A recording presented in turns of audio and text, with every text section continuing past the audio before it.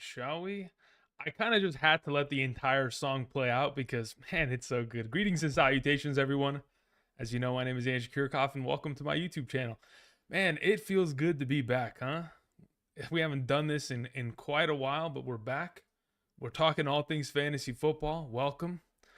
Glad to see all of you guys. I mean, man, the amount of support y'all have been sending me in the comment sections everywhere, absolutely incredible. I can't thank you guys enough. You guys are the best, man. Welcome. The entire purpose of today's live stream for the next hour and a half, 2 hours, of course, answering your guys' questions, giving you guys advice, of course, drafting via Underdog Fantasy. I'll be making a couple custom lobbies and sending the link into the chat. So for those of you who want to draft alongside me, we can go ahead, throw that up onto the screen and enjoy. Hope you guys are doing well. Yes, I've been gone for a while, but I'm back. You guys know it. Every August, Andrew will return. That's just how it works. Yes, I disappear for quite some time, but it's to recharge the batteries because my goodness, I need them recharged after the next 6 months here. That is going to be absolutely ridiculous. All right, so let's see. What do we have here, man? I mean, you guys are the best, man. This this comment section, these chats, these are the best. Okay, really quickly. First and foremost, do not feel obligated to send in any super chats for any questions. I don't think there's going to be a long line of questions to where we're sitting here thinking, oh man, Andrew can't answer my question. So do not feel obligated to do that. If anything, do yourself a favor. As of this current moment in time, like I've mentioned at the beginning of the last 3 videos that we've posted here, if you sign up via Underdog Fantasy and you have never done so before, and you make a first-time deposit when you use code Andrew, that first-time deposit, minimum of $10, gets you everything, right? The draft guide with the draft rankings, and there goes Benny sending in a a super chat. A draft guide, the rankings. The rankings are by position, by tier, half PPR, full PPR, quarterback, running back, wide receiver, tight end, kicker, defense, etc. Of course, the rankings continue into the regular season. So if you're looking to figure out what you want to do, you know, Benny sent me $5, and I appreciate that. But put another 5 on it. Go to Underdog, get everything, so we can help you win a 2023 fantasy football championship. Thank you. Okay, so let's see here. What do we have in the questions? I did see a question on the very top when I was determining whether or not I should click the live button. Someone was saying, hey, would you draft, this was from CNR17. He said, would you rather have Kelsey, McCaffrey, or Eckler? At this point, it's Christian McCaffrey. I know that there's probably, I mean, I've already seen people suggesting different answers. Kelsey, in a half PPR scoring format, just because I don't know what your format is, I'm just going to kind of meet it in the middle. Kelsey in a half PPR, if he scores 260 points again for the 3rd time in 4 years, it's a fantastic season, but it does not justify the potential, you know, over the top production that McCaffrey or Eckler could supply your team. So it just wouldn't make sense to take a tight end in comparison to that level of, you know, production from those running back positions. But anyway, all right, Benny, what did you say? Lots of love from Australia. My God, thank you very much, Benny. I appreciate it. Kelvin sending the question says, don't tell me what to do. All right, Kelvin, I'll try not to. I appreciate it, my man. Thank you. What's up, Jason? How's it going, Corey? Corey says 1-2 years because of your vids. Back again for a 3P. Yeah, that's the hope. The hope is that we can somehow avoid enough injuries year over year to set ourselves up for success. That is the hope. And of course, kind of get lucky with some waiver wire pickups as, you know, the season surpasses. And, you know, fantasy is what it is. Yes, there is a lot of stock that's put into drafting. But like you guys hear me say all the time, it's a marathon, right? You're never going to win your leagues in just the draft. I mean, you certainly can. I mean, last year, people, I'm sure, who drafted Josh Jacobs where they did at a discounted rate, set themselves up for success. But in the same vein, there are probably teams that had Josh Jacobs that still couldn't capture a championship because there is a multifaceted game. There's a game within the game that is difficult to balance, to say the very least. Chase McGraw, thank you very much, says, it's great to see you, boss. Hyped up for the season. Thank you. Benny also follows up, says, Underdog is in Australia. Okay, I appreciate that, Benny. Thank you. Hey, hopefully it can be in the future. Braxton says, welcome back, big dog. Just want to show some love. Thank you. I appreciate it. Thank you very much, guys. All right, let's see what kind of questions we have here. First question, where did the beard go? Aha! Where did the beard go? You know, sometimes I look in the mirror and I wonder myself, but hey, it looks better. Objectively, it does. If you guys go back to last season's videos and you look at me now and you look at me back then, it's a different human. I mean, it's difficult to sit them next to each other and think, my goodness, what happened to Andrew? It's more like, man, I was run down at the end of last season when you compare those two versions of me compared to what I look like now. So where did it go? My barber did away with it. He's a professional. He's an absolute. I call him the Zohan. I don't know if you guys have seen that movie, but he really is the Zohan. Van says, Andrew, I used the code in past years. Will I receive the draft ranking still? So at this current moment, Van, the promotion for this season is only for people who newly sign up. Unfortunately, if you need rankings or need the draft guide, it's over on Patreon. There's a link in the description. Thank you. Let's see here.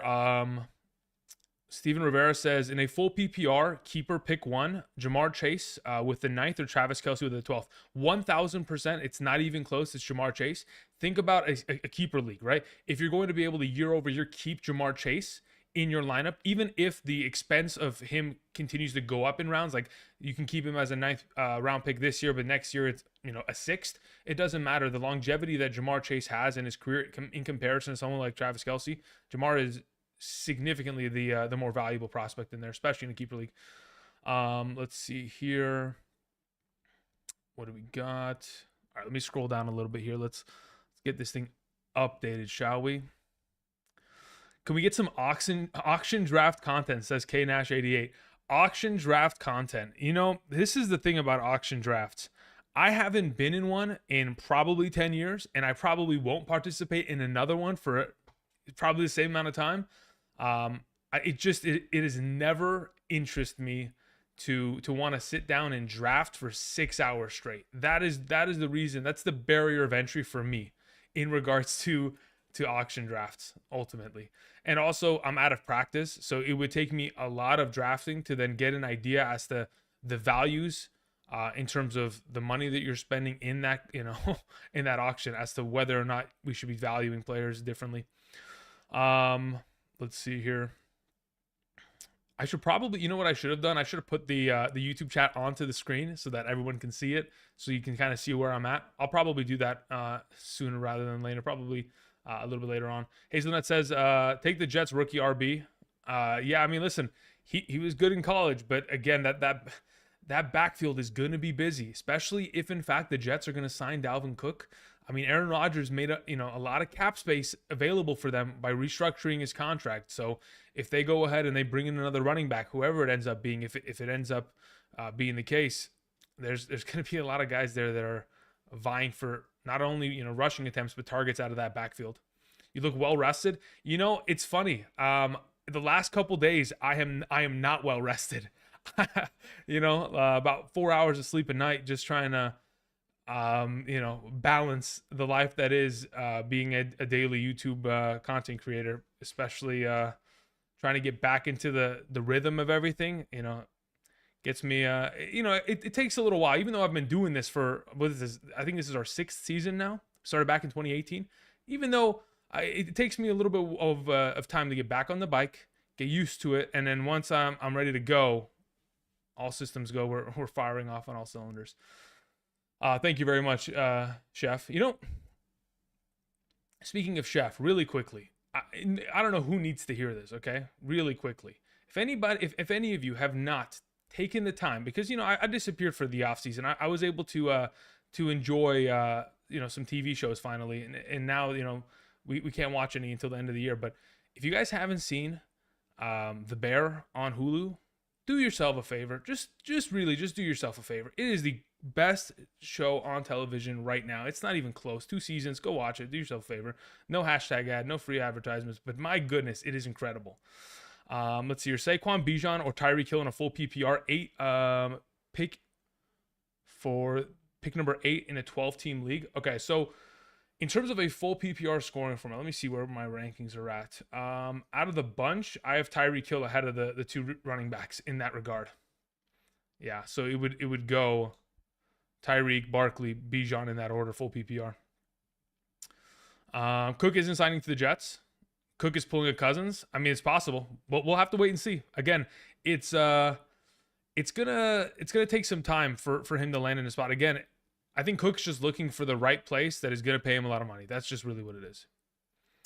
What's up, Andrew? Welcome back. Looking to win some. Yeah, I mean, what does it say? Thoughts on taking Barkley and Chubb with my 8/9 turn?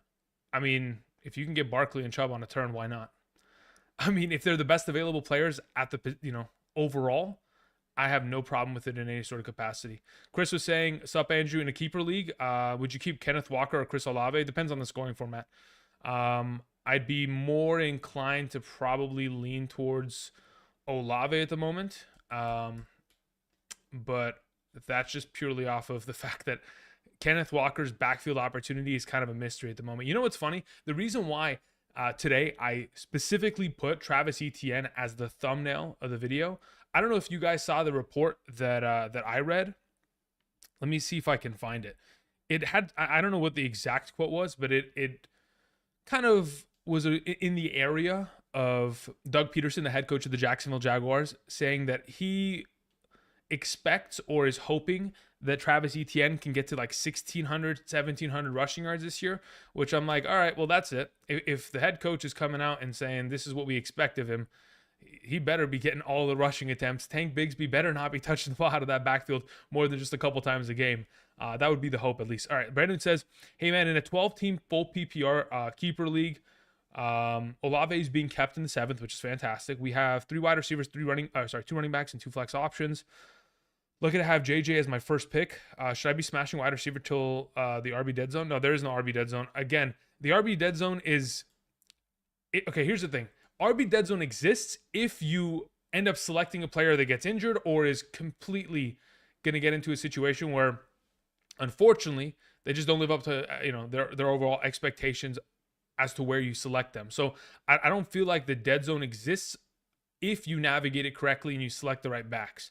There are going to be some, running backs there where, like I just mentioned, Kenneth Walker, it's tricky to understand what we're going to get out of him this upcoming season. David Montgomery, again, he's another one of those question marks. We heard earlier today, the coach of the Detroit Lions, MCDC, came out and said that we have a 2-headed monster in our backfield, right? So Jahmyr Gibbs, how much potential upside does he have if he's going to be splitting with David Montgomery? It should look like the backfield that we witnessed last year between Swift and Jamal Williams.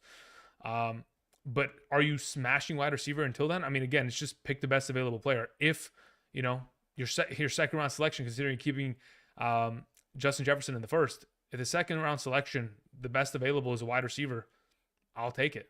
I don't mind waiting for running backs. I can get Miles Sanders down the line. I can get, Alexander Madison down the line, and I'll be perfectly happy with those kind of backs. Patriots will pay top money for Cook. I mean, if they do, Ramondre Stevenson shambles. I mean, absolute shambles. That would just be, that'd be very much so. Yeah, it would be a lot of pain. Oliver says, hands down, phenomenal show, and Severance. Yeah, Severance is a really good show on Apple TV. That is a very good show. I don't want to spoil anything, but it is a really interesting concept, and the execution of said concept is done miraculously. So yeah, it's a great show itself. Okay, so really quickly, as I continue to answer questions like this one, Harris says, favorite tight end targets after the top 3. I mean, look, so my top 3 right now, which we'll go over because I'll have a video in the next couple days. Kelsey, obviously, number 1. Number 2 is Mark Andrews. Number 3 is TJ Hawkinson. 4 sits around the range of it's either Kittle and then Waller at 5. I think I have Goddard 6. So we can look for those guys, but you have to be able to invest in those tight ends in a position to where you're not really doing yourself a disservice, because unless you're going to hit on them, unless, Kittle is going to be top 4 and he's going to put up 170 points, or same thing with Darren Waller, unless he's going to be an immediate impact for that team, which hopefully he's going to be. I mean, the size-speed combination and the fact that really Daniel Jones doesn't have a premier number 1 receiving option. Saquon Barkley led the team in receptions and targets last year. You would hope that they'd be able to impact and immediately be fantastic fantasy options. That being said, it's difficult to draft tight ends in those middle rounds, especially if you're only going to get a guy that's putting up 130 points. It is difficult for me to objectively say, hey, yeah, I'm going after this guy and I'm going to spend high draft capital if I can't guarantee that they're going to be a part of that top 2 or 3 conversation. But I mean, those would be the 3 guys afterward that I'd like. Otherwise, I don't mind waiting and going after Tyler Higbee's, Chigozimo Okonkwo, what's it called? Pat Fryer-Muth, David Njoku's way later down the line in that regard. Let me just check in with some of the other super chats that were sent in. Braxton, thank you again. Dorsey says, first pick full PPR, Justin Jefferson or Cooper Kupp. It's without a doubt Justin Jefferson. Without a doubt. It's too easy of an answer in my mind. And usually in seasons past, when it's been too easy of an answer, it could be like a little bit tricky, but I don't think it should be. It's just good to go. Chase McGraw says, which team do you think takes the biggest jump offensively? Been avoiding the Steelers players the last few years. I think they'll be good now. Man, I don't like Matt Canada. Their offensive coordinator really doesn't put them in advantageous positions, if I have to use a word, and you guys know how much I love that word. He doesn't put them in the greatest spots. And the way that they want to win games is defensively. So they're willing to, especially in terms of their pace of play, they're willing to run the ball when they're down in points. And, they're I think last season, the Steelers were like negative 16 in terms of their points for versus against. Like they got outscored last year and still had a winning record, right? So there's a lot of scenarios where you can kind of lean towards the Steelers and say, okay, maybe Deontay Johnson can have a comeback season. Najee Harris certainly will be able to do so. But, George Pickens, maybe he could be a value. But outside of those guys, it is going to be tough to trust Kenny Pickett until my eyes see significantly better play. Going into year 2, being in the same system helps. But to answer your question, the team that takes the biggest jump offensively, I want to guess. Let me think about this. I'm going to go look at the list of teams. All right, let's see here. NFL. Because what I'm immediately thinking, or I want to say, is the Jets, but I feel like that's just too easy of an answer.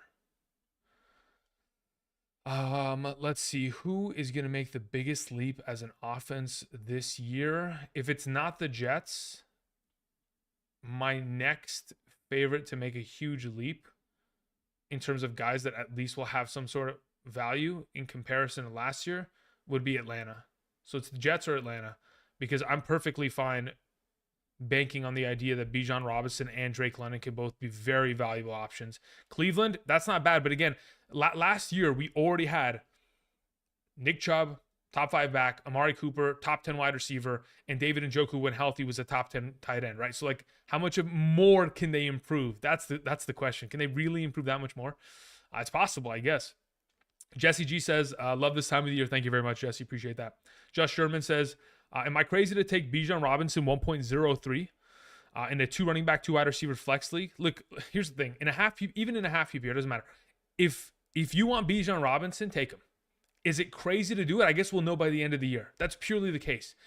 As of this current moment in time, we can look to the history of fantasy football to potentially project the future. And that's what we do. We look at past performances, past consistency, and we try to predict the future in that regard.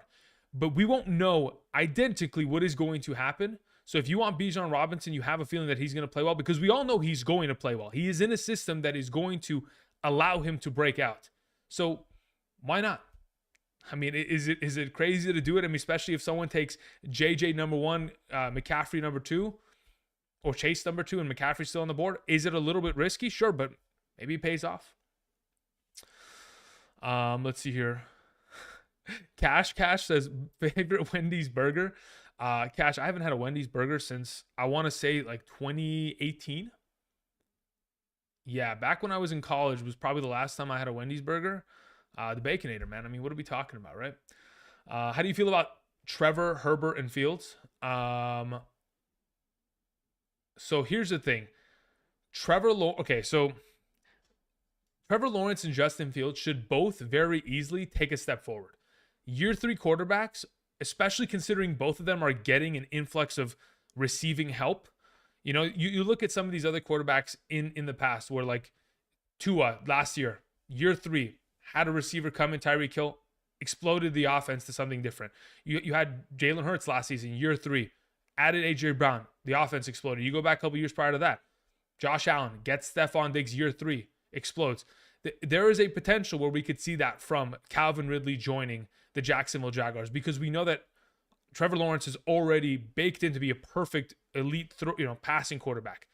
As for Justin Fields, I think it does not matter what he does with his arm. His legs are going to determine fantasy seasons. And if he can stay healthy, he is probably going to be a top 5 quarterback.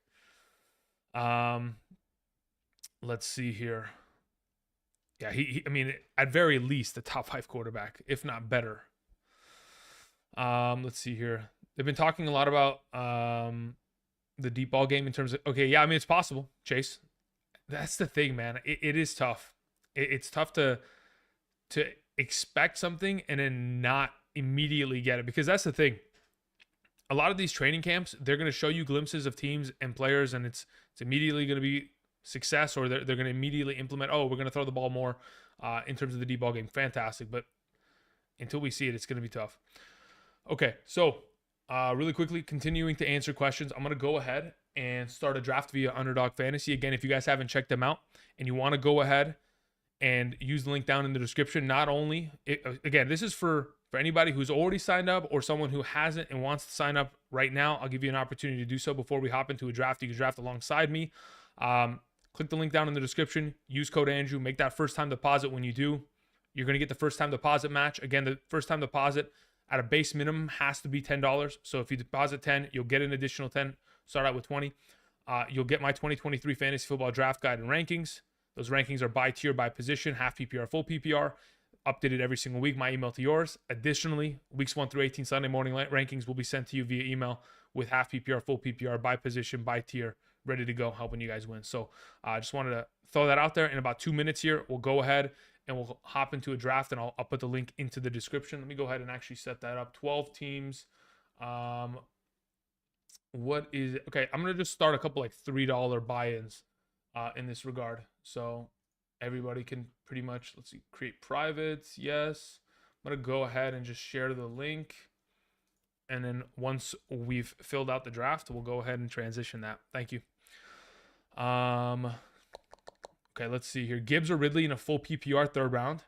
I'm not taking Gibbs in the third round in a full PPR. I mean, look, if Gibbs is going to catch the ball 90 times, fantastic. Like, let's go for it. But, ooh, and I don't really, that's the thing. I don't love Ridley in the third round either. I mean, I'd like to have him as my 4th round pick, but if I'm taking one of the two, I'd probably lean towards Ridley. I'm going to be totally honest, in a full PPR. Gibbs scares me because I know what David Montgomery was signed for. I know why they paid him, what is it, like close to $6.5 million a year this offseason to come in. Like, I know why they've exactly brought him in, and they replaced Jamal Williams, despite this, Jamal Williams setting the franchise record for most rushing touchdowns by a running back in a season. So it is tough to trust the receiving back in that offense, but he will certainly get himself his fair share of work. That is a given. Let's see here. King, I appreciate that. Thank you. Working out or die. I mean, listen, this off season, when I disappeared for my my sabbatical or hiatus, whatever you want to call it, I did get back to lifting some weights, and then eventually found myself getting injured. But we're back on the road to recovery. We'll figure it out. How do you feel about Peterson's comments on ETN? I love every single second of it. Like, E-Rock, those are the comments that makes me want to put ETN back into my top 12 rankings. That's exactly where I kind of want to sit. Okay, really quickly, I'm going to transition the screen. Do not be afraid. The ball is going to fly at you. And if and when it does, it is not real. Okay, so I'm going to set myself up here in the middle. We're waiting for a couple more people to hop into this draft, and then we're good to go. I mean, listen, I've been trying to lose some weight, get into better shape again for my entire life. But we're working in the right direction, hopefully. It's never too late. I mean, that's the thing, right? The number one thing about starting a new habit or creating a new habit is starting, right? That's the number one thing. So as soon as you start, you're good to go, guys. That's just it. You just gotta get off, get off the idea of, I'll do it next week, or I'll do it next month. Just do it now. Let it rip. All right, let's see here. My targets for the 8 are Saquon, Hill, Bijan. Thoughts? I mean, if you can get one of those 3, by all means, that's a good way to start your draft. I'll take it.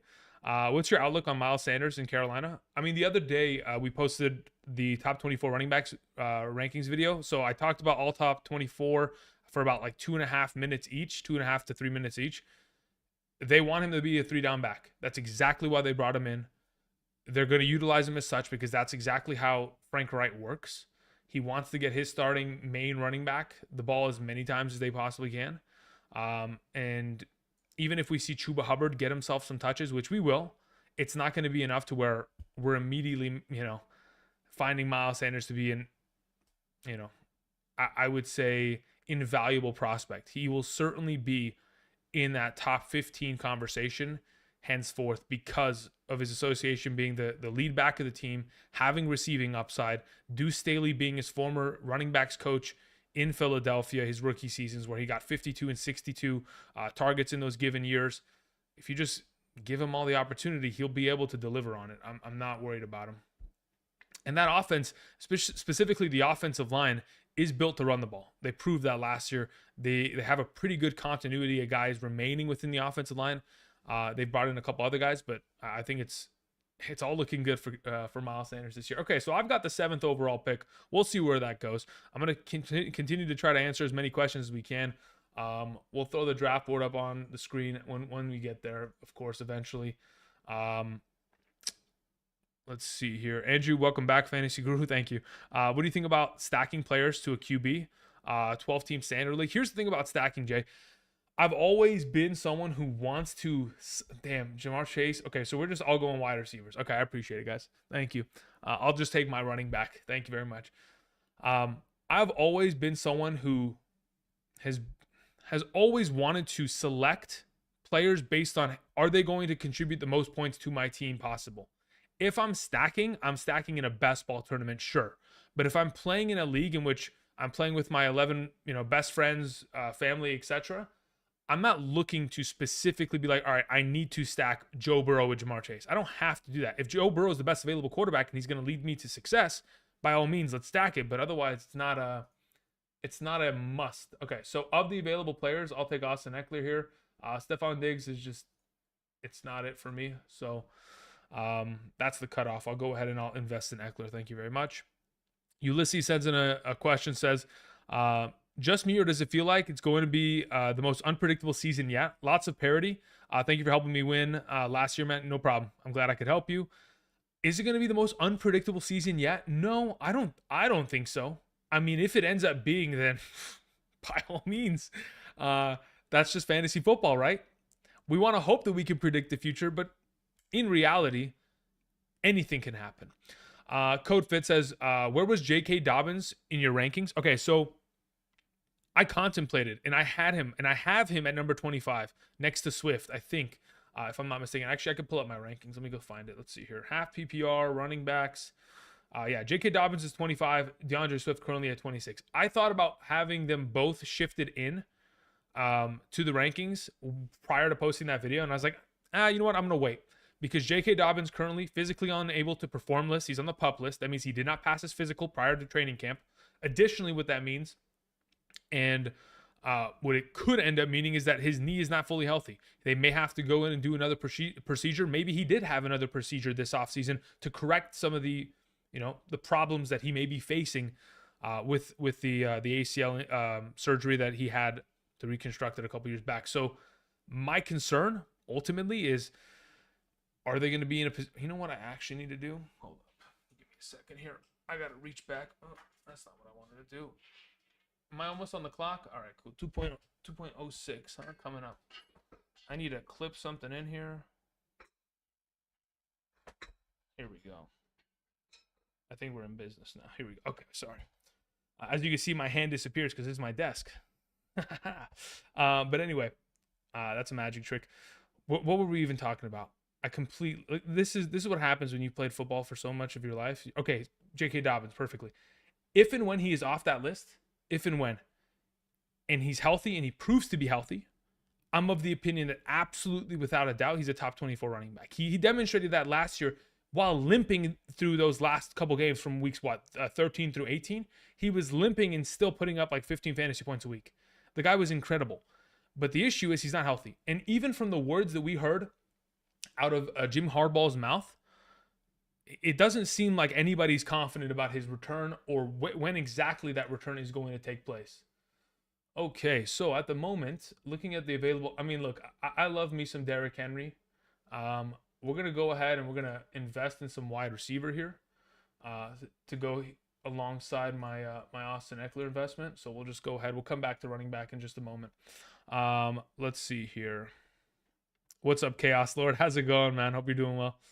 All right. Andy was saying thoughts on taking Mahomes, Allen, Hurts in the second round / third round, considering the first pick is taking Jefferson. Appreciate the videos. Okay, so here's the thing, Andy. At this current moment in time, the current ADP of the top 3 quarterbacks is justified. Like I mentioned in, I guess it technically was yesterday's video, early round draft strategy, the one that has Justin Jefferson on the thumbnail. The primary reason as to why you want to take a quarterback early, especially those 3 quarterbacks, is because they give you the potential of having the number 1 overall quarterback in the league. And over the course of the last 3 seasons, that's on average 400 fantasy points in a 4-point per passing touchdown league. So if you can get a 400-point fantasy quarterback, it's justified. And to be honest, all 3 of those guys are capable of doing so. Jalen Hurts, if he can stay healthy for a full 17-game season, by all means can do it. Josh Allen has had, 3 consecutive years of 395 or more fantasy points. And of course, Mahomes has had two, I think, fantasy seasons of 400-plus points in the last couple of years. So they're all capable. I have no problem at all. And as they go, all 3 of them in the second round, I have no problem with it. I prefer it in the third. By all means, I surely would, but I can understand and I can justify the reasons as to why someone would do that. Let's see here. Fields is this year's Hurts. Yeah, he should be, but the issue is Fields doesn't have the Philadelphia Eagles offensive line, the Philadelphia Eagles defense, and the Philadelphia Eagles coaching staff. That's the biggest primary difference. Am I almost on the clock, man? I mean, how many picks are we going here? Let's see this draft board, shall we? I'm actually curious. I know I'm getting in the way, and I apologize. I'll go ahead and try to dodge out of the way here. I'm just curious as to what kind of roster construction we have here. A lot of guys at the back end of this round went double wide receivers, so they'll probably either continue to go wide receiver and completely avoid running back and just try to figure it out from rounds 3 through 8, which I could respect. I mean, they have the double up here, so they could probably address at least one and be pretty safe in doing so. Outside of that, yeah, I mean, wide receiver is going to go. It really is, and I'm not really surprised because we can wait on those running backs. I don't mind going ahead and getting James Conner, in round. I mean, if Dameon Pierce is going round 6, by all means, give me Cam Akers in that round as well. Like, these are guys that could easily be my RB2, RB3 going forward. So I don't need to kind of go OD for running backs until then. Earliest you would pick Kelsey, says Rusty. I mean, at this point, the fact that Kelsey went at 1.05 is a little too rich for my blood. Oh, I'm on the clock. I didn't even realize. All right, what do we have available to us? Josh Jacobs, Jahmyr Gibbs, Najee Harris, Travis Etienne. Okay, wide receivers. We have Mark. Okay, yeah, no, I can't go back into wide receiver here. It doesn't really make sense. What do we have a quarterback? That doesn't make sense either. Mark Andrews is available. I don't mind Mark Andrews here, actually. I don't mind him. Nels, what's up? Says, good to see you, bro. Looks like you've been in the ship. I mean, listen, we were grinding this offseason. We were certainly grinding. That is a given. Bijan at 7 in a 12-man league, taking him over Barkley and Henry. Yeah, I'm fine with that as well. I mean, at this point, the difference between Barkley and Bijan Robinson in my mind, Quentin, is just the fact that I know what I'm going to get out of Saquon Barkley. I know for a fact no one in that backfield is going to contribute or kind of steal value from him on a weekly basis. I don't know if that's going to be the case 1,000% that Tyler Algier is going to disappear. He could still be in the mix very easily. That's the biggest difference. Have you completed any best ball tournaments drafts this year? Yes, I have. Again, we're starting to get real, again, the engine is starting to rev up. I haven't gotten to the point where I'm drafting like 10 times a day yet, but eventually we will. There goes Travis Etienne. Fantastic pick at the end of the third round. Baltimore will throw the ball a lot. No, they absolutely will. That's a given. Baltimore is going to throw the ball.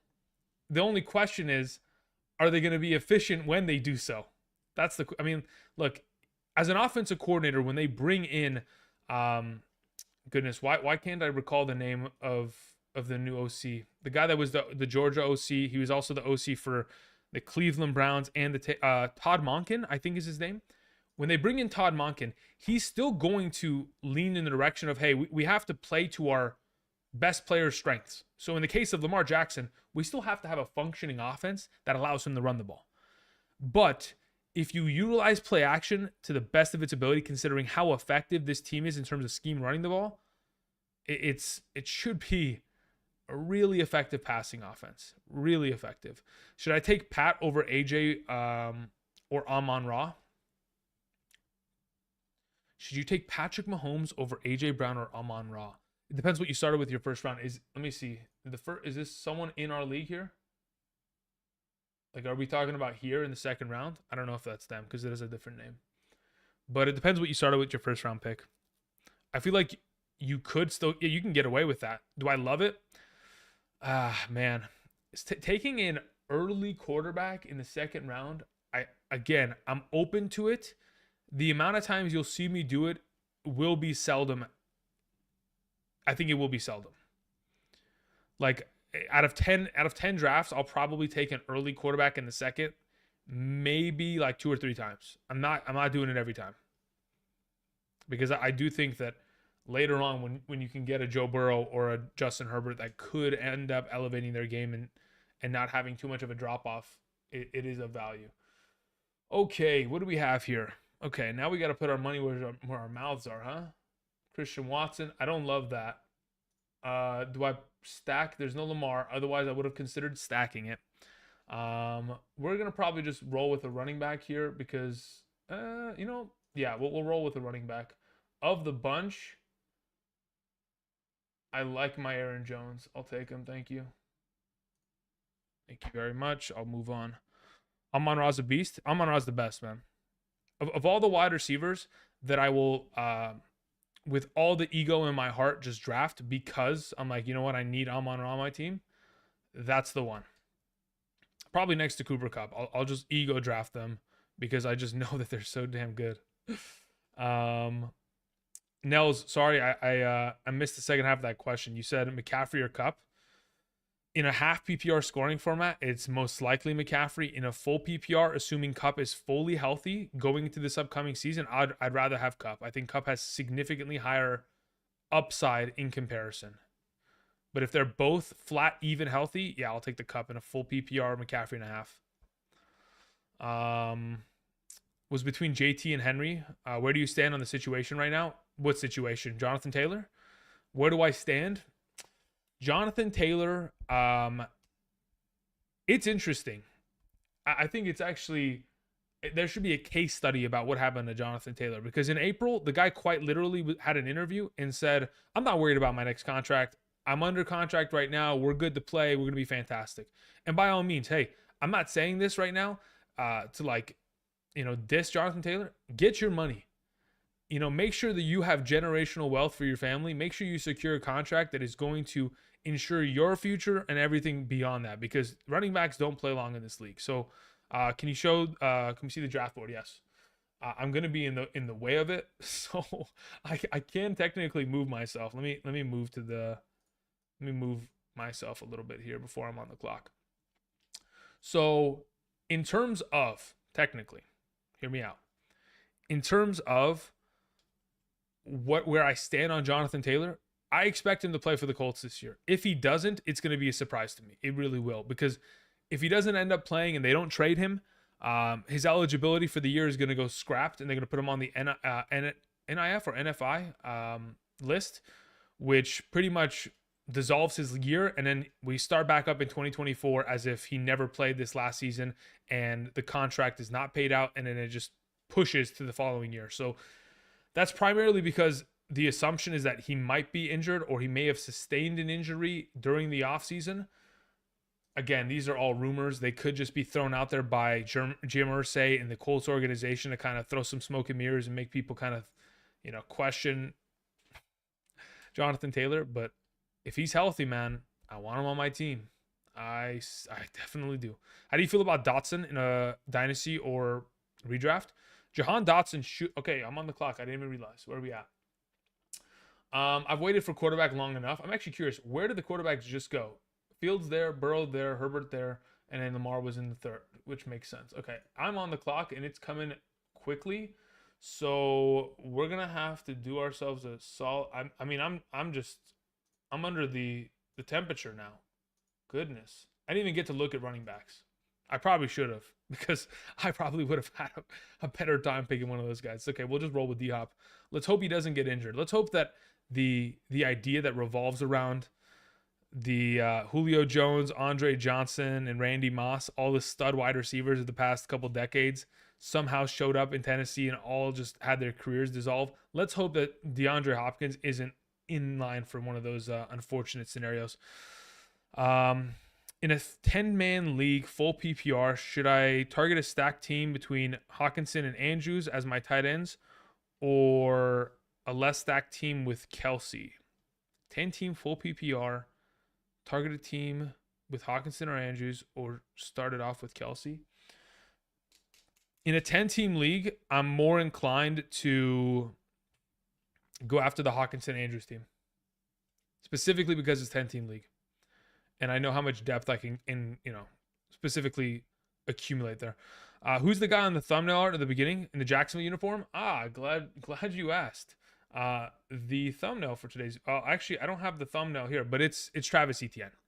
Earlier today, Doug Peterson came out and specifically said, "Hey, we expect," or something of the extent. I don't know what the exact quote was, but it was, "We expect Travis Etienne to go for 1,700 rushing yards this year." I was like, "Okay, beautiful. We love to hear it." We love to hear that. So you're not worried about Kupp this year. Listen, I understand. I mean, trust me. Listen, if of all of the hamstring injuries that I have seen in the past, it is a very dangerous game. Objectively, it is. Because hamstring injuries really do like to re-aggravate themselves, especially at the wide receiver position, running back positions. So, am I worried? Sure. But it's also August 3rd. The Rams don't play their first game until September 10th. We have 5 weeks. We've got a lot of time from now until then. So even if it's an injury that, hey, Cooper Kupp needs to rest for the next 3.5 weeks, we have the time to do so. And once he's healthy, we're good to go, man. Adam Pearl says Andrew has risen from, or Kiork has risen from his slumber. Yeah, I have. Am I almost on the clock? I am. I'm not even paying attention to this draft, guys. I hope we're gonna go over what the heck some of you guys have done. I'm actually curious to see what you guys have drafted, because I'm just not even focused here anymore. Darren Waller coming off the board. I will go ahead and very happily take David Montgomery here. Let me see what else we have. There was a lot of conversation regarding what's his name this earlier today, James Cook, or at least the hype is beginning to build around James Cook more recently. Now they're saying he's the best looking back, in training camp. It's not a surprise. Like, when you're comparing him to Latavius Murray, Damian Harris, like, okay, yeah, that's expected. Now the question is, who's getting the goal line carries? Is it Josh Allen again? Is it Damian Harris? Because if they are, completely gonna, absorb all the potential red zone ability that James Cook provides, it's tough, because I know he'll catch the ball 40 times. The question is he gonna have goal line attempts, or is his speed gonna be able to at least lead us to getting ourselves in a good spot here? Kelsey, Kupp, or Tyreek Hill 1.6 full PPR. I'll take Kupp. Yep, I'll take Kupp there. I'll take Kupp and Tyreek actually ahead of him. Yeah, I'll take both. Now, if you just want the safety and you're like, hey, listen, I'm not trying to risk anything with Tua, I'm not trying to risk anything with Matthew Stafford, just give me the player that I want and that is going to be in a safer position because of the quarterback he's associated with, by all means, go for it. But yeah, I'd rather go elsewhere. 10-team PPR league. Which round should Elijah Moore be drafted? Really good question. Here's the thing about Elijah Moore. He has had a lot of hype that have revolved around him over the years. The issue is he's never lived up to the hype. Is he going to be unlocked potentially with the Deshaun Watson-led offense? He absolutely could be. But to be totally honest, I don't think that they're going to throw the ball enough in Cleveland to be like, hey, he's going to be in that top 36 conversation. I mean, if he's a top 48 wide receiver, I'll be happy with that for him, for his sake, considering where he was drafted a couple years back by the Jets, but it's going to be tough. What's your expectation of Richardson and Indy?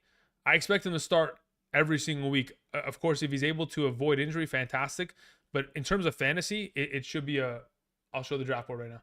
In terms of fantasy, he should be a great pick. I mean, he should be a great pick because the assumption is his rushing total should get him into a position to where he's dominating. That's the assumption, of course. 11 pick, full PPR. Would it be nuts to take Pollard over people like Lamb, Jacobs, Chubb, or Wilson in the second round? Am I almost on the clock yet? Almost. Would it be crazy to take Pollard over those guys? Not over Jacobs. That's fine because Jacobs isn't even in Las Vegas right now. Over Lamb in a full PPR, I could see how that could be a little. I could see that Lamb is. I got to think about it. In a full PPR, is Lamb going to outscore Tony Pollard? Lamb probably outscores Tony Pollard. Is it crazy? No, because I still think that they're going to be relatively close in terms of fantasy points produced by the end of the season. So I don't think it's crazy. Over Chubb in a full PPR, I'm fine with that. I think him and Chubb have very similar values at that point. Yeah, but here's the thing about what's it called? Anthony Richardson. Anthony Richardson, we know he's a great runner. Is he going to be like Justin Fields in the passing game? Because if he's going to be a guy that's going to complete 8 passes in a game, which again, it's very rare to witness something of that extent. The Bears from weeks 1 through 4 of last season were all-time worst NFL offenses in the history of the game for like the last 50 years. Some of the most ridiculous or misfortunate outcomes in some of their passing scenarios. But okay, let's see here. Where are we at? We need to start collecting some wide receiver depth because we haven't done so for a while. Okay, of the availables, bomb. Okay, don't mind that. Let me see. What do we have down here as well? Okay, cool. So of the available, I will go ahead and take George Pickens. Thank you very much. Moving on. Any players in the Broncos to pick early, considering all the injuries? I don't want Javonte Williams this year. I think it's going to be a two-headed monster in that backfield. And the fact that Samaje Perine is such a reliable 3-down back leads me to believe that he can probably get himself into a tricky scenario of them just splitting touches. Now, if they do end up splitting touches and both of them are like low-end RB2s, is it worth drafting either? I mean, I would say still yes. But the best overall prospect on that team is most likely going to be Jerry Jeudy at this point. I'm not falling for James Cook hype. Yeah, look, here's the thing about James Cook. Again, any running back that is associated with the Bills is automatically going to be in a risky position because Josh Allen and his red zone rushing attempts. I think Josh Allen has had 7 to 9 red zone rushing touchdowns in each of the last 3 or 4 seasons. Some crazy stat. I mean, it's not a surprise. He's a bigger quarterback and he likes to run the ball and he's mobile enough to take advantage of it, whether it's on design runs or a scramble. So either way, it's going to be tough to justify Cook unless he's really getting it done in terms of yardage, and then his reception total is a little bit higher than we anticipate. And of course, Damian Harris somehow disappears because Damian Harris will most likely be the early down back. Okay, so of the available, let's see here. You guys may think I'm crazy. I'm okay taking these quarterbacks. I'm perfectly fine doing so. Specifically, 4-point passing touchdown league. It's between Dak and and Daniel Jones for me here. I am perfectly fine. I'm probably gonna take Daniel Jones. You guys, you know what? Give me Dak. Hold up. Let's. What happened? You missed your pick. Oh, this is what I get for talking too much. All right, whatever. It is what it is. It happens. It's a $3 league. I'm not even bugging. Thank you very much, Donnie. I appreciate that. Kelsey or Cup? I'd rather have Cup there, Nick. Thank you very much, Legend. I appreciate that. Jonathan says, bro, was just about to ask about Javonte. What about Kamara in compare? Here's the thing. Kamara, we know he's going to get suspended. The question is how many games. So if he's going to be suspended, let's say, for example, 6 to 8 games, which seems fair, he'll be at an extra discount. And when he comes back, he'll be fresh. The question is, what kind of offense are we going to witness from the New Orleans Saints? I honestly think it's going to be an efficient one. Derek Carr, we know he likes to throw the ball out of the backfield to his respective running backs. You saw Josh Jacobs last season. I think he had career highs in targets and receptions. Like if Kamara is healthy, active, ready to go, should be, in my opinion, a great play for when he's back. But the question is, in your league, can you afford to use the draft capital and grab him and then benefit off of him later? Let's see, where are we at? I mean, everybody knows I need a quarterback in this draft now, right? I've been answering so many questions, I just completely forgot about this draft to an extent. Thoughts on Pacheco in a full PPR? Pacheco's issue with the full PPR is that he's never going to get any receiving work. And additionally, the Kansas City Chiefs don't really care if they hand off the ball to their running backs on the goal line. That is the issue. So inherently, if they get down to the red zone, I think, if I'm not mistaken, the Kansas City Chiefs had the most passing attempts in the red zone last season. So I'm beginning to kind of lean towards the idea that we're probably going to be in a scenario where Isaiah Pacheco maybe gets himself 6 rushing touchdowns next year if he's lucky, maybe 6 total touchdowns. You still have Jerick McKinnon, you still have Clyde Edwards-Helaire. They're going to dig into his work. Sure, they may not be the goal line backs, but this team has really not had a goal line back that punches it in 10 plus times since like Kareem Hunt. And even then, it wasn't as automatic. So I don't think Andy Reid is kind of fully in on just having one back, and especially in a full PPR, Pacheco is kind of a risky like RB3 kind of scenario there. Let's see here. What's your fantasy outlook on Amari Cooper? Should be significantly similar to his early production of last year. Like when he was with Jacoby Brissett last year and he was averaging about like 13 fantasy points per game, I'm hoping we'll see something similar to that with a, fully ready to go Deshaun Watson who understands the offense, who has no more of this, hey, I look lost out there kind of feeling. As soon as Deshaun Watson is back to being the Houston quarterback that we remember, the guy that was a top 5 quarterback in fantasy for 3 consecutive years, once we've gotten back to at least like 85% of that, Amari Cooper should be great. Let's see here. They're going to dial back on Allen on the goal line. I mean, that's what they've said. They said, hey, we want to make sure that we can protect this guy because he's our franchise. But instinctually, is Josh Allen in his brain when he needs to score a touchdown in a game, is he going to say, hey, I'm going to dial it back? Because he'll scramble and push it. He'll push the envelope. I'm sure he will. Will Cohen says, hot take, Burks will have a better year than Hopkins. That is a hot take because Hopkins looked fantastic last year with the Arizona Cardinals. My God. I mean, he was, even with backup quarterbacks like Colt McCoy, he still was able to be a very productive offensive option there. Okay, so I didn't take a quarterback, and I still managed to come back and have the ability to take one. I just want to look around, just see what's going on. I just have to address quarterback at this point because I've pigeonholed myself into the position of having to do so. So we'll do it, and then we'll come back and hang out with some other guys, but we'll see. Where are you willing to take Michael Thomas? Listen, I'm someone who loves Michael Thomas because of what he's contributed in seasons past. I don't know if I'll draft him this year. Fool me once, shame on you. Fool me twice, shame on me. Fool me 3 times, I'm an idiot. What am I doing? So it's going to be interesting. Where am I willing to take him? I mean, at this point, I have him ranked like outside of the top 36 wide receivers. I know Derek Carr certainly helps that offense, but it's tough to trust his health. It is tough to trust it. Hey Andrew, half PPR 7th pick, Kelsey, Kupp, or Bijan Robinson. In a half PPR scoring format, I'd probably go Kupp there. But I'd probably go Kupp, Bijan, Kelsey in that order. If you're worried about Kupp's injury, okay, so be it. Go Bijan. But Kelsey's last in that kind of a format. Allen can't keep running. No, no, you're not wrong. Allen can't keep running, but it's just a matter of will he stop? Like they may not call as many designed runs for him going forward.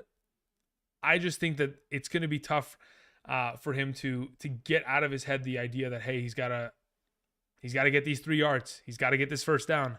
He's got to put down his shoulder and maybe take a hit, but also help his team win. So they may draw it back a little bit, but I still think he's going to be an effective runner, especially down on the goal line. Um, SC Campbell says, you may have already answered this question, but are you drafting Zeke, Fournette, or Hunt this year?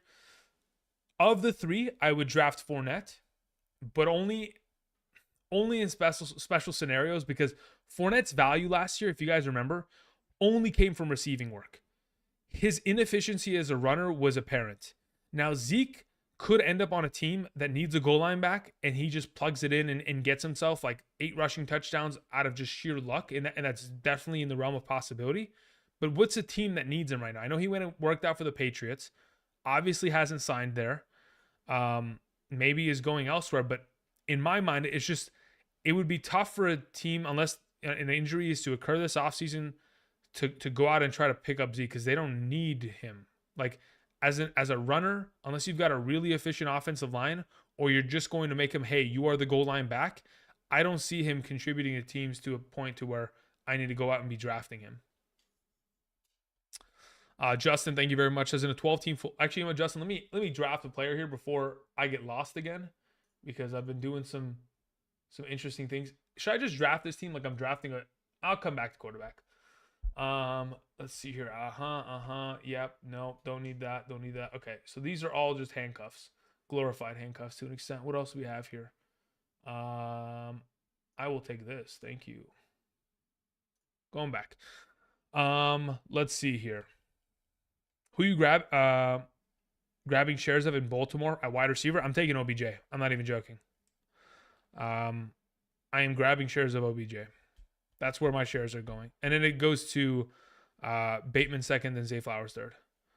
I like Zay Flowers. I just don't know if he's immediately going to be on the field, because the Baltimore Ravens of the past, when they had Greg Roman at their as their offensive coordinator, ran a lot of 12 personnel. 1 running back, 2 tight ends, a lot of, formations where they had Patrick Ricard at tight end / fullback.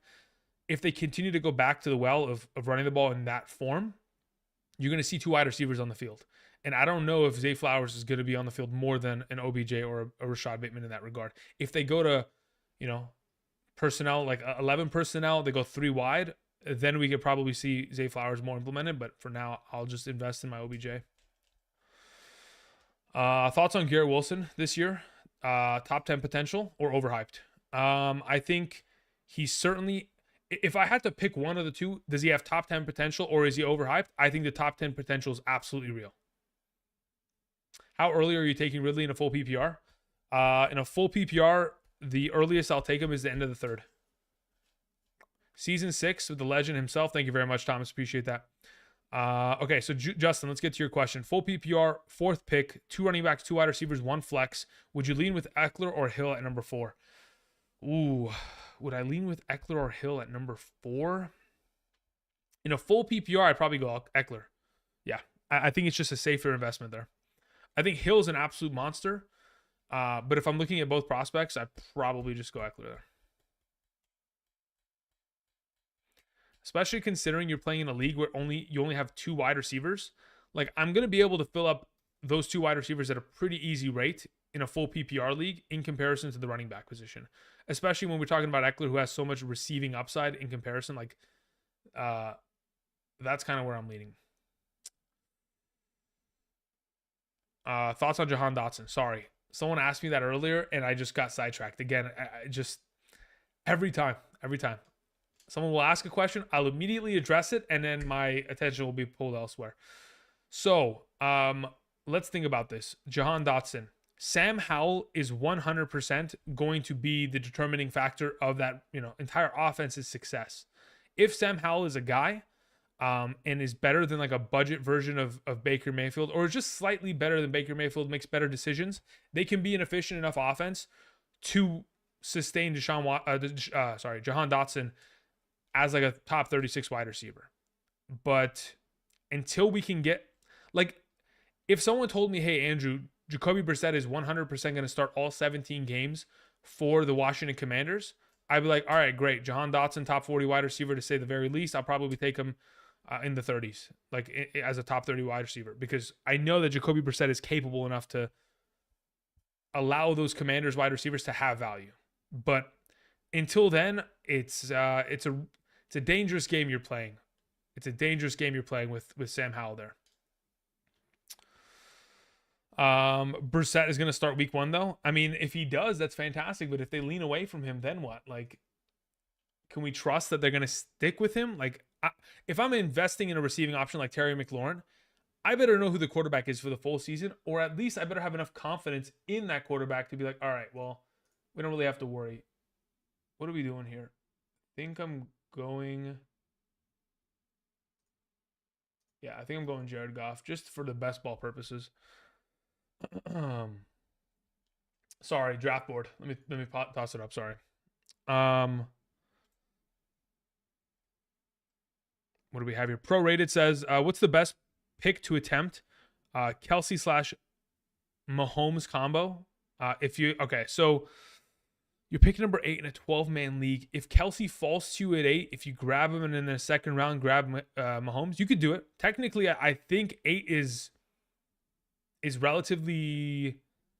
You know what? To be honest, if the entire purpose of your first 2 rounds is like, hey, I want Kelsey Mahomes, you'd probably want the 7th pick. I think the 7th pick is a fair one to where you can safely get Kelsey. You don't even have to stress. At 8, I could see someone at 7 taking him, but that's just kind of in my head. Robert, thank you very much. Appreciate that.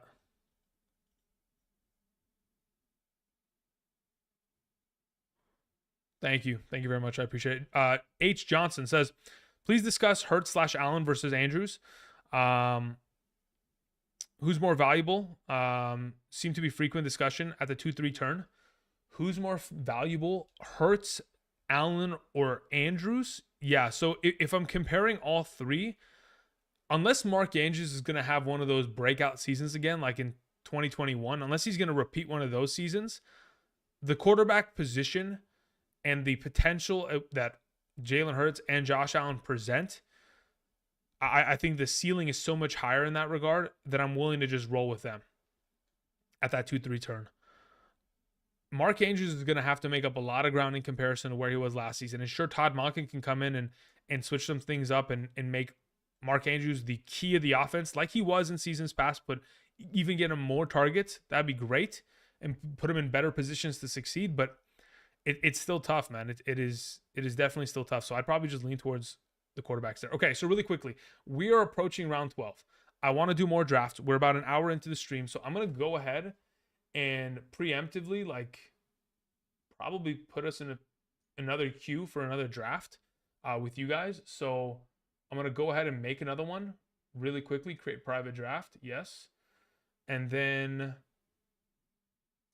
I will send the link right now. Again, for those of you guys who haven't checked it out and you want to draft alongside me right now, via Underdog Fantasy, you can go ahead, click the link down in the description, use promo code Andrew, sign up, make a first-time deposit, minimum of $10. Once you do, you'll not only get the deposit match, you'll not only get my 2023 fantasy football draft rankings, you'll get my weekly rankings for the entirety of the season. This is stuff that I usually only offer on Patreon, and by getting it with a $10 minimum deposit, I mean, the value is there. Like $10 for what? 18 plus 4? What are we talking there? 22 weeks of content? It's as easy as it gets, guys. It's as easy as it gets. Make the decision. Help yourself have another opportunity to win a championship. Thank you. Okay. I guess I wasn't paying attention. I have Zay Jones on this team now. Great. I'm going to pull this off so that I can draft it in front of me so I don't have to keep looking up while I answer questions and the other draft fills up. Is this half PPR? Yes, it's half PPR. Okay, so let's see here. Love any RBs in rounds 8 and 9. Okay, let's see what's available in 8 and 9. So in this last draft that we just conducted, Alvin Kamara, Dalvin Cook, James Cook, Isaiah Pacheco, Antonio Gibson, Rashad Penny, AJ Dillon, and Zach Charbonnet went in the 8th/9th round along with Brian Robinson. Is there any guys that I love there? No. Is there any guys that I'm willing to draft? Yes. I'm willing to draft James Cook for the potential. I'm willing to draft I'm willing to draft Rashad Penny and Antonio Gibson. I know the risk that is inherently there with Penny. I will still put myself in a position to get burnt. I'm still willing to do so because I know how valuable being the primary running back of the Philadelphia Eagles is. That's where I'm at in terms of my mentality. Am I going to do it often? No. Again, when you draft a lot of teams, you have to diversify, your overall investment. I'm not going to have a boatload of Rashad Penny, right? Because the guy has played how many effective games in his career? How many times has he played a consecutive, like, 5 straight weeks? It's very seldom because of the unfortunate injuries this guy's had in his career. So I would invest, but I don't love any of those guys, honestly.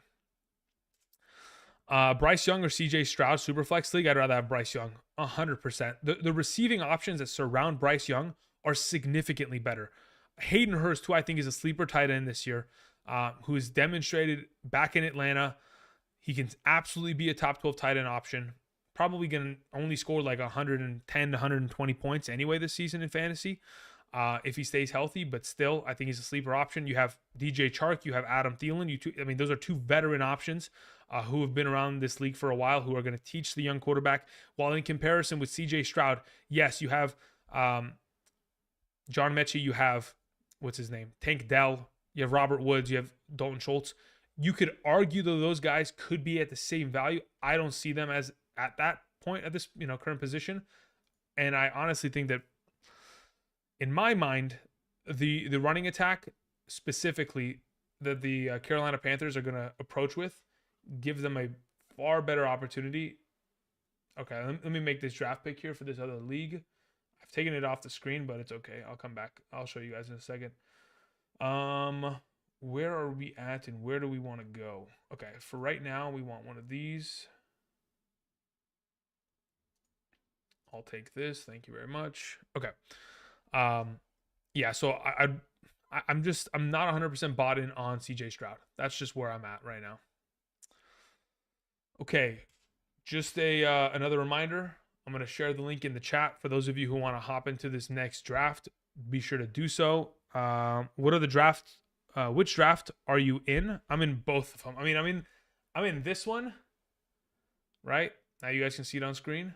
And now I'm in this new one because I want to try to get in another draft with you guys before we close out the stream in like 30, 40 minutes because we know these take a little while. 2 receivers, top running back, and a QB is how I draft, Donald said. I'm fine with that. So 2 receivers. Let's say, for example, you start out first pick overall.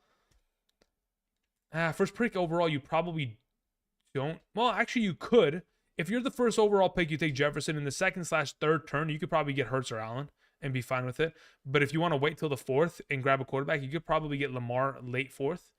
But you probably want to execute that like 4th round quarterback strategy when you have a later first round pick, so you can grab Fields or Lamar and not have to worry about the stress of those guys being potentially taken ahead of you.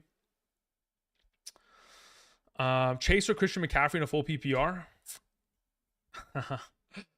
Chase or Christian McCaffrey? I would take Christian McCaffrey. I would. I think Christian McCaffrey is the better prospect. Is it crazy? Potentially, yes. But, I know what Christian McCaffrey's capable of. Elijah Mitchell just got hurt again today. And I know what Christian McCaffrey is bound to do within an offense that has one of the better offensive lines and one of the better schemes in the league. And especially with Brock Purdy under center. Like, if Brock Purdy wasn't a guarantee and we were thinking, oh, Trey Lance is starting week 1, I would then be, a little bit more concerned about it. But at this moment, I'm perfectly fine with where we're at. Okay, let's look around here really quickly. What do we have available to us? Okay. What in the heck is this?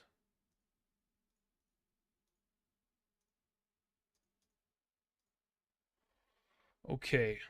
Are we almost full here? How many more positions do we need? We need 3 more people to join this Underdog draft. The link is in the description for those of you guys who haven't checked out Underdog before. Be sure to go ahead and check out the link down in the description. You sign up today using promo code Andrew. Make a first-time deposit minimum of $10, and you'll be able to draft with us today. Potentially win some money from my pocket. These are $3 leagues. Really quick, easy. Draft, best ball. You don't have to set your lineup. You're basically just drafting a team. And we'll see how it works out by the time we get to week 17 Championship Sunday, right? But it also gives you just more experience in terms of, mock drafting. Your thoughts on Kyler Murray as a second QB? Are you playing in a super flex? If you're just playing in a regular league and he's your second QB, I just probably wouldn't draft him because I don't know when he's going to be ready. And even when he is, I don't think that he'll be in a position health wise to be the Kyler Murray that we know. Like, I don't think he's running around and finding himself 400 rushing yards and averaging like 50 rushing yards a game. I don't think he's at that health point yet. I could be totally wrong. Again, he's on the PUP list, so we haven't seen him practicing. He's still trying to, get back to being, the Kyler Murray of old. But at this point, yeah, unless it's a super flex league. If it's a super flex league, I probably still wouldn't take him as my second QB. He'd be my third QB, and I'd just be anticipating that prior to the bye week of one of my two guys, he would then have returned to be the replacement. Lamar or Fields? I have Lamar at 4 and Fields at 5 in terms of my quarterback rankings. Justin Herbert is who I want. Yeah, I mean, Donald, that works. You could very easily get Justin Herbert in the 4th late, if not the 5th, and be perfectly fine like that. Okay, let's see here. Where are we at? Okay, so this other draft is almost at its completion. Thoughts on 14-team leagues? Oh, man, they're definitely tricky. Anything above 12, the depth of your team is going to be diminished, right? So your draft at that point, or your waiver priority, depending on how you determine it in your league, whether it's fab or whether it's actual priority or whether it's like a continual rolling list, or hey, the worst overall record team in terms of record and fantasy points scored gets the first overall pick, every Tuesday for waivers. Like, depending on how you run it, the team that you have drafted really needs to show up. And if you have any significant injuries in a 14-team league, it's going to be really difficult to recover. It really is. Thoughts on Saints running backs? I mean, it's probably going to be Jamal Williams carrying, the boats and the logs for the first couple weeks there. And to be honest, I don't mind that because he has proven that he is a valuable commodity in fantasy. The issue is, are the Saints going to be good enough to get him into the goal line positions that he needs to be in to find value? Because otherwise, he's a relatively inefficient runner. Last season, what did he ran behind an elite offensive line and only had like 4.1 yards per carry on average. Like, it's just not enough to justify him being like hey, I'm really confident with this selection kind of player. He's more of a, hey, maybe he can fill in for my flex for the first 6 weeks of the season. I'd even just have to look at the New Orleans Saints schedule prior to that to confirm that that's what I want to do. Let's see here. How high are you on Darren Waller this year? He's my number 5 tight end overall. Let me see. Where's my tight end list? My tight ends go Kelsey, Andrews, Hawkinson. So Kelsey in a tier of his own. Mark Andrews and Hawkinson in tier 2. Kittle and Waller in tier 3. I have Goddard and Kyle Pitts, 6-7 in tier 4. And then we have Ingram, Njoku, Pat Freiermuth. And then to close it out, some other guys. So, I mean, again, Darren Waller, he should be the number 1 receiving option of that offense. Oh, okay, we're ready to draft. What pick am I?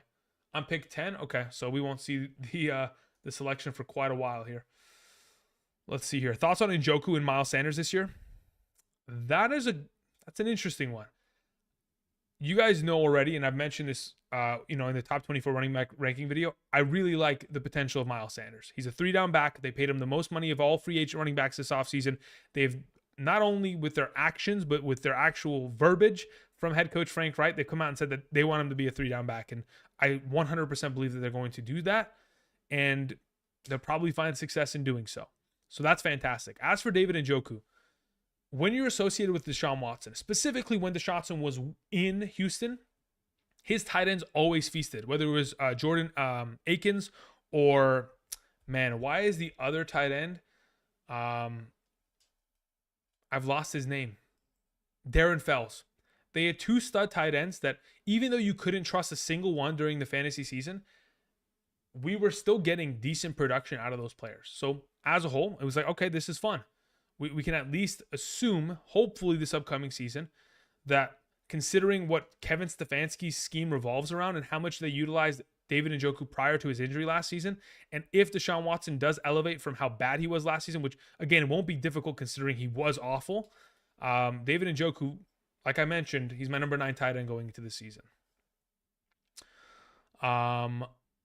What if my core is CeeDee Lamb, Garrett Wilson, Chris Olave, and Calvin Ridley? If I pick CeeDee Lamb at number 2, what if that's your core team, right? You have to be in a league where you're playing full PPR and you can start 4 wide receivers a week. So you have to be able to start 3 starting and 1 in the flex. And only at that point is it okay, and even then still risky. Where are you taking Bijan Robinson? Hopefully he comes to me in this draft. He is. I will take him here. So just for reference point, half PPR, Bijan Robinson's available. So is Saquon. But I'll just go ahead, and because someone literally just said it in the chat, I'll take Bijan Robinson. I don't have a problem with that. Like, my number 3 overall running back compared to my number 4, like, really, the difference in terms of points is probably like 7 or 8 by the end of the year, assuming both can avoid injury, which would be fun. Chase over Lamb, yeah, that's for sure. Chase definitely over Lamb. Let me look at the draft board here. How you know what? I'm gonna leave the draft board up for majority of this draft, just so you guys can just watch it unfold. Sorry for being in the way. I'm gonna scoot over a little bit here and just let that go. And it'll also give me an idea as to when I'm up, because now I see it, and then I can just go ahead and address that. So we have Garrett Wilson. We have, who's that running back? Wait, I can take Barkley. Look, this is the thing. How am I supposed to sit here, watch all of you take wide receivers, right? And not have the absolute temptation to just take Barkley? I can't resist. I just can't. I'm sorry. It's in my DNA that I have to take him there. I have to. There's no way. What do you want me to do? It's in my DNA. I love running backs. Like, these guys are so good. Like, the guy started Nick Chubb and Tony Pollard. I love that team just as much. That's fantastic. We'll take it. You know, like, how am I supposed to resist the idea of taking these stud running backs? Like, I get it, but still, like, it's difficult. It's difficult. What do you think about Kelsey Mahomes on the 1-2 turn? The 1-2 turn, if you can get Kelsey at 1.12, like the 12th pick of the first round, I'd say congratulations, and I'd firmly shake your hand. And then picking Mahomes as your follow-up there. Is it risky? Yes, because again, if you go tight end first round, right, and then you avoid running back and wide receiver, you're at the mercy of what your league ends up doing. And if they start to, like this league is doing, eating up all the running backs and wide receivers, you can absolutely still have an effective running back and wide receiver 1. It comes back in the 3rd/4th. You can take a Najee Harris. You can take someone like, I don't know, we throw around names like T. Higgins. Maybe if he gets back to you. I don't even think he will, but there's a chance of it. Actually, you know what? Now that I'm looking at this draft, T. Higgins is not coming back. It's going to be tough in a 12-team league to justify it, but, you never know. Do I love it? No. But can I have fun with it? Sure. Thoughts on Jordan Love this year? Abraham, here's the thing, man. He can't be that bad. He can't be that bad. There's no way that he has sat behind Aaron Rodgers for 3 consecutive seasons and learned nothing. It's quite literally impossible. Therefore, he will probably be effective enough to make sure that Christian Watson is relevant and to make sure that at least Aaron Jones is relevant. And that's it. And that's all I can guarantee within that offense. Is he going to be a fantasy, producer that I can trust? Absolutely not. Maybe in a good matchup on hey, my Josh Allen's on bye week. Who do I pick up? Oh, they play against the Bears defense this week. Great. Let's do it, But outside of that, it's tough. And there goes T. Higgins, speaking of.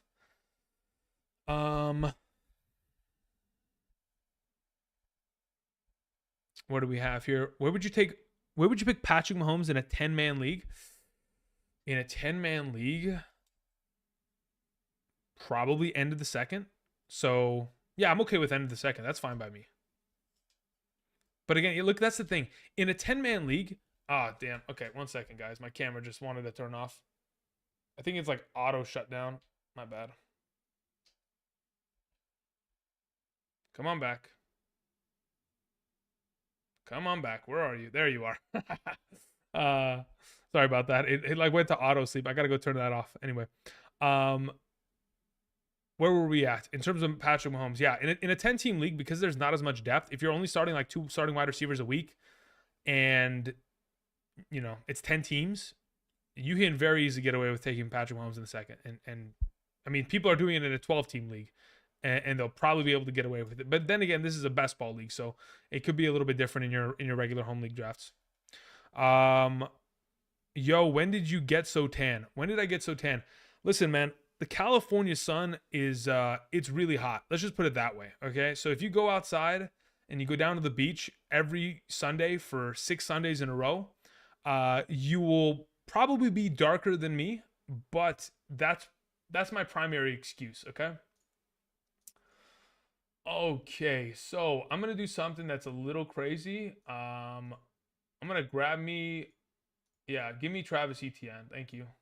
I'll just lock in on the hey, I'm going triple RBs, and I dare anybody to beat my team at this point. Hiller Cup half PPR. I'm fine going either way. I just prefer Cup. Jonathan Taylor, a risk of sitting out. Simon, yeah, I do believe that he is. The likelihood of that occurring, I feel like he's, dude, is this camera really going to keep doing this? I think this is where I call it the stream. I think this is where I end it. If this camera wants to keep turning off, it's not even like the battery is thing. It's just on sleep mode. Like, what is going on here? Okay, this might be where I call it. By the way, this is a new camera, if you guys haven't noticed. So this thing just wants to go to sleep mode consistently. I'm on the clock. If it goes to sleep one more time, I will absolutely, without a doubt, be calling it there. I need a wide receiver. At very least, I need just one. So we'll go ahead.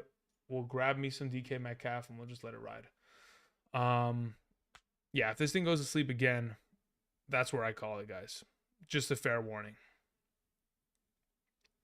So we've been here for about an hour and 20 minutes, which is great. Let me just make sure there wasn't any donations that I missed recently. I do appreciate you guys coming out here today and, of course, supporting the channel like you guys always do. The kind words that you guys have sent in my direction are just, I mean, it fills my heart up with joy. So I can't thank you guys enough. It really is. It is awesome to see you guys support the channel, support myself, the compliments, all that kind of jazz. You guys could be doing anything with your time, but the fact that you choose it, you know, to come and spend it with me and hear me yap about fantasy, you know, I'm forever in your guys' debt. Thank you. Scott sent in a question, said, hey, Andrew, are we getting any Superflex content? Yes. So the plan is Superflex draft strategies for Sunday. That the video will be up then. Superflex is my primary league. Like if I'm ever, hey, Andrew, you want to play a league? Yes, it better be Superflex. Like that's how I function. But so yes, that's the answer to your question, Scott. Thank you. Is Najee Harris worth trading for this season? Worth trading for? Why not? I mean, again, what's the downside there? Like, what are you giving up for him? Is this a dynasty league? Like, what's the deal? Adrian Garcia said, hey, Andrew, in your opinion, CeeDee Lamb, a reach for the 8th pick, half PPR, and get like Derrick Henry in the 2nd round. Is it a reach by the 8th pick? I'm okay in a full PPR. No, half point PPR. In a half point PPR, I think it's a reach. I think it is. But at this point, if you're able to secure like a Derrick Henry in the 2nd round, it doesn't bother me. Like, let me pull up this draft board again. Like, if I'm sitting at the 8th pick here, right, and I go with CeeDee Lamb, for example, and it's still able to get like a Tony Pollard in the 2nd or a Saquon Barkley in the 2nd, sure, let's do it. But it's tough. The quality is solid on the plus side, though. Yeah, Joseph, the quality is great of the camera. I just got to go find the look. I put it in a position to where like it's not going to move because it's perfect with the green screen and everything. I just got to go and find this. There it is. I knew it. I knew as I was. Okay, that's it, guys. That's it. That's where I call it. This is why we run trials, right? This is why we have Thursday night random live streams for this scenario. Because when Andrew's camera has a bugging issue, then he's going to fix it. All right, guys. We probably have like 40 more seconds until this camera is going to go back to sleep. So I'm going to throw the football at the screen. I'm going to come up, say, hey, thank you. I appreciate you guys coming out and supporting the channel. To answer your question, Adrian, it's a reach in my mind. But if you're legitimately able to get a solid RB, and it went out again. Okay, guys. All right, well, we're going to go ahead and throw this up. We're going to say thanks a lot, guys. Andrew's got to go fix his damn camera. Connor sent in a question, said, what's your workout routine for the off season? I went back to lifting heavy. Squats, bench, hand cleans, shoulders, shoulder press, a lot of stuff. Lifting heavy though. So that's where we were at. Thank you. All right, guys. Tomorrow we'll have a video. Saturday video, Sunday video, Monday and hopefully once I can fix this camera and turn off the sleep mode, we'll have videos every single, hopefully maybe some live streams every other day, maybe every single day. Time will tell. Thank you guys. I appreciate it very much. Last thing I need to remind you of, again, if you want my fantasy football draft rankings, check out the link down in the description. First time deposit, $10 minimum, and you get my rankings all season long, along with my draft guide. Half PPR, full PPR, by tiers. Those rankings are good to go. The draft guide, a lot of information in it to hopefully help you win on draft day, and then subsequently those rankings throughout the season to help you win every single week and capture you a 2023 fantasy football championship. You don't even know how many times I've said 2022 in the last week. All right, guys, that's it. I'm cueing the music and I'm heading out. I appreciate y'all. Enjoy the music and have a good night. Peace.